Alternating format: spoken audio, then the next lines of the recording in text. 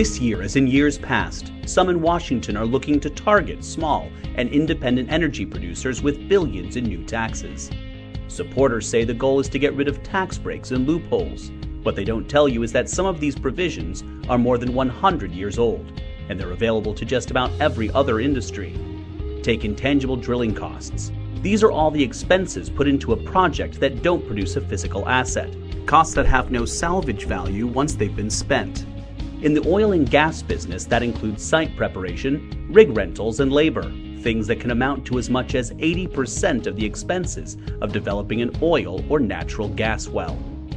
Lots of other industries benefit from deductions for intangible costs. If you own a bakery, you can write off everything from sugar to flour to yeast. Think of those as intangible baking costs. If you're a software developer, you can use the research and development deduction to cover everything from buying new computers to hiring new programmers.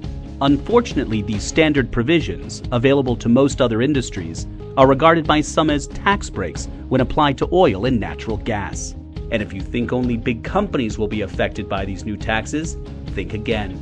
The burden will fall overwhelmingly on the small and independent producers that develop more than 90% of the wells in this country.